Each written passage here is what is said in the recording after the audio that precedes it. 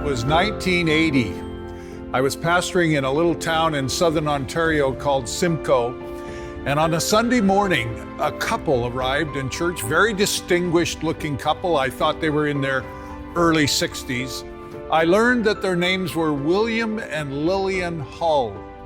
Now, what I've come to learn is that they were born in 1897 and 1898. So they weren't in their 60s, they were in their 80s. Quite remarkable they were. And then I began to learn of their lives. And I realized that William Hull would often say to me, "Bruce, remember, pray for the peace of Jerusalem. Those who love that city will prosper. Those who pray for Jerusalem will prosper." And he would remind me over and over again. Little did I know that I was getting to know someone who was very influential even in the creation of the nation of Israel. I had no idea. As I began my relationship with them, I am so glad that I was able to learn of their lives. And now that I live in Winnipeg, I know even more about this couple that arrived in the early 80s. As I reflect on my relationship with the Hulls, I think of the fact that in those years when I knew them, Mrs. Hull was declining physically and mentally. And I remember so distinctly how William Hull loved his wife. I can remember the times of prayer in their home in Turkey Point, Ontario, where he would put his arm around me and he'd say, "Pray, Pastor, pray."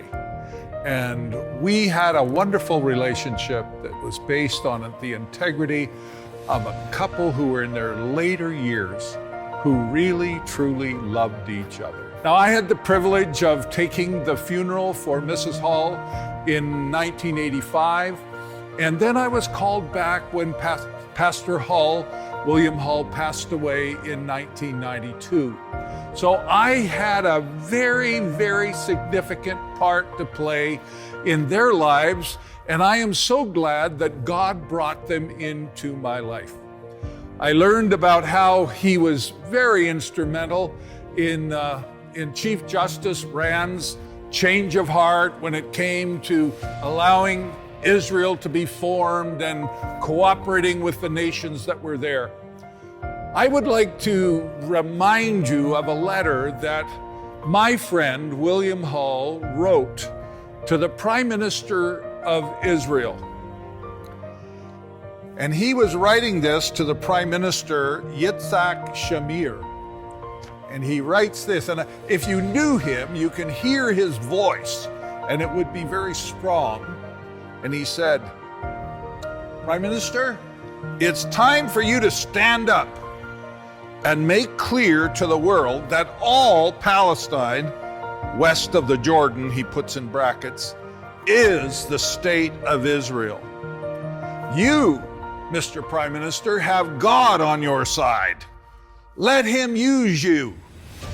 You have not had a prophet in Israel whom you recognize for over 2,400 years. Use this advice from me in place of that from a prophet. With my prayers," he goes on to say, "and my sincerest wishes for true peace in Israel." And then he puts Isaiah 54:17, and here's what that says. "But in that coming day, no weapon turned against you will succeed, Israel. You will silence every voice raised up to accuse you. These benefits are enjoyed by the servants of the Lord. Their vindication will come from me. The Lord has spoken." And then sincerely, William L. Hull. I had the privilege of knowing William Hull, and I would just like to leave this thought with all of you. He would say, "Bruce, remember, pray for Israel. Honor Jerusalem. Pray for the peace of Jerusalem."